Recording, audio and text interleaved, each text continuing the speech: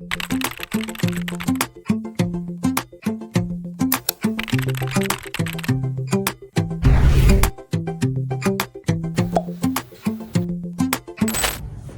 안녕하세요. 이번 독파원 2화는 Q&A 시간으로 한번 돌아와 봤는데요. 네, 이제 Q&A라고 하니까 뭔가 거창한 것 같지만 그건 아니고 그냥 소소하게 시안에서 어떤 생활을 지내고 있는지 등등에 대해서 그런 교환학생의 생활을 소개해 드리려고 합니다. 네, 그래서 일단 첫 번째는 이제 제일 중요한 교환학생을 오게 된 이유인데요.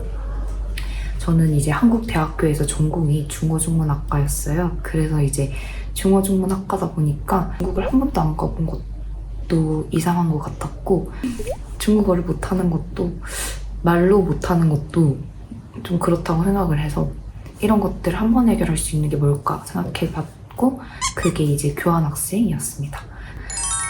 그리고 왜 하필 시안이었냐 하면요, 제가 일단 중국 교환학생을 오기 전에 이 학교를 정하는 데 중요하게 여겼던 기준 중 하나가 도시의 등급이었는데요. 중국 같은 경우에는 1선부터 5선 도시로 나뉘어져 있습니다. 이제 5선 이렇게 점점 내려갈수록 조금 환경 인프라가 덜 구축된 그런 도시인데, 그래서 저는 교환학생을 오게 된다면 적어도 1선 도시나 1.5선 도시 내로 오자라고 생각을 했었고, 또 시안 같은 경우에는 옛날에 당나라 때나 또 다른 중국 역사 속에서 수도였던 적이 여러 번이 있어요. 그리고 또 이제 북방 쪽이고 또 베이징이랑 가깝고 이래서 그런 건지 모르겠는데 시안에서는 사투리가 그렇게 심하지가 않습니다.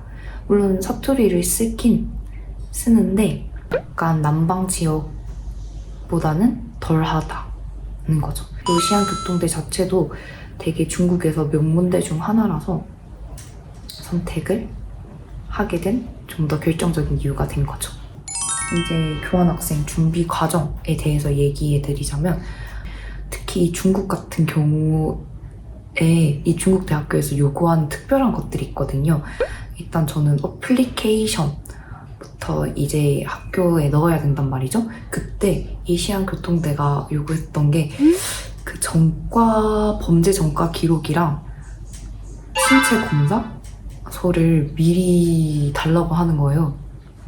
그래서 이게 정말 독특했던 지점 같고, 나머지는 그냥 다른 학교들이 요구하는 그냥 뭐 비자나 뭐 이제 한국에서 다니고 있는 대학교 뭐 성적표랑 어학 성적표 이런 등등을 준비해달라고 해서 그런 거를 준비해서 어플리케이션을 넣었었고요. 이제 그 다음으로 있었던 게, 그렇게 어플리케이션을 놓고 나면 입학 통지서가 날라와요. 이제 그걸 가지고 비자를 신청하는 건데요. 이제 부산 같은 경우에는 해운대 쪽에 비자 발급센터가 있습니다. 사실 교통편은 그렇게 좋지가 않지만 그래도 비자 발급을 할 때 드는 시간이 정말 적고요. 저는 한 4, 50분도 안 걸렸던 것 같은데 한 대충 30분 만에 비자 신청을 했었고, 비자가 나온 것도 3, 4일 만에 나왔던 것 같아요. 그렇게 이제 비자를 발급하고 이제 비행기도 끊고 뭐 기숙사 신청도 하고 해서 이렇게 오게 된 거죠. 네, 이제 그 다음은 교환 학생의 수업 과정인데요.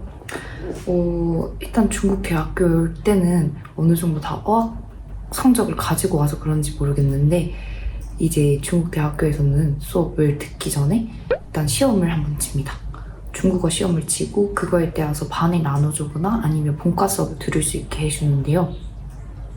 그래서 저는 교환학생을 오고 난 그 첫 주 주말에 시험을 쳤었고, 그래서 이제 시안교통대 같은 경우에는 1반부터 5반까지 이렇게 어학당 반이 나눠져 있어요. 아니면 그것보다 더 잘하면 이제 본과 수업을 들을 수 있게 해주는데, 저는 시험을 쳤을 때 3반이 나와서 이제 3반 수업을 듣고 있고, 수업 같은 경우에는 코이 수업이라고 말하기 수업, 팅리 수업이라고 듣기 수업이랑 시에주어라고 장문 수업 있고요. 위에뚜 시에주어가 위에뚜라고 약간 열독하는, 그러니까 그냥 읽고 말하고 이런 것들을 다 하는 그런 수업이 하나 있습니다. 근데 이렇게 하면 총 20학점을 듣고 있어서 생각보다 빡세다. 그리고 중국 물가 같은 경우는요. 저는 물가에 관련해서 되게 걱정을 했었거든요. 왜냐하면 베이징이나 상하이 물가를 들어봤을 때는 한국이랑 비슷한 것 같아가지고 시안도 1.5선 도시 정도의 도시이고 어쩌면 비쌀 수도 있겠다라고 생각을 했는데 아니요, 시안은 정말 쌉니다. 시안은 확실히 싸다고 느낀 게 일단 밥을 한 끼 먹는다 치면 10위안에서 20위안 정도밖에 나오지가 않아요.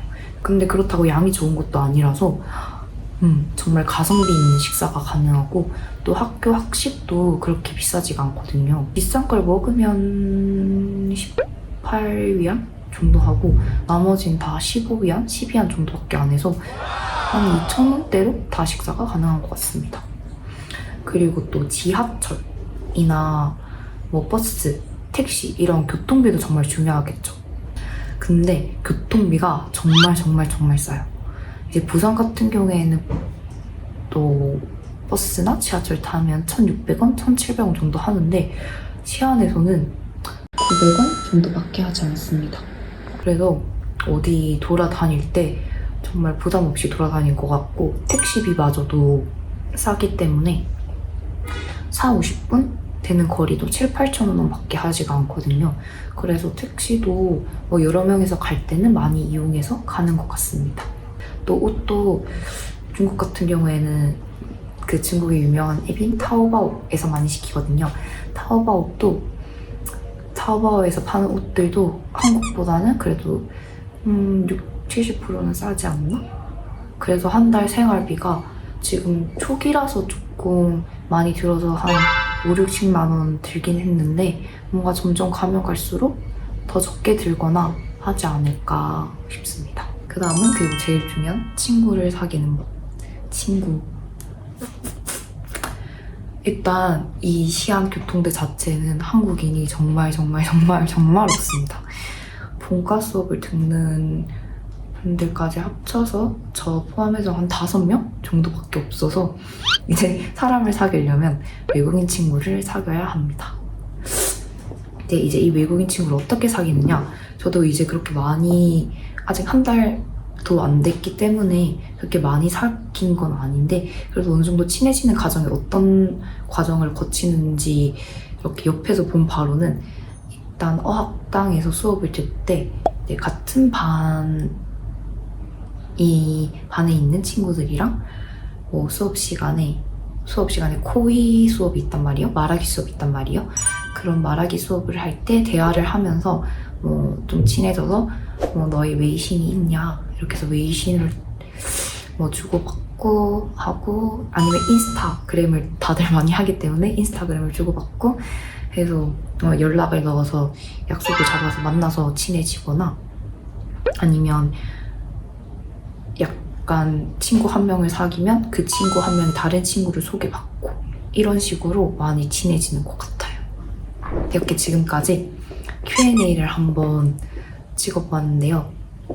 되게 주절주절 말한 것 같은데 그래도 중국의 교환학생을 생각하고 계신 분들께 도움이 됐길 바라며 이만 마치도록 하겠습니다. 그리고 이제 또 3화로 돌아오겠습니다. 바이.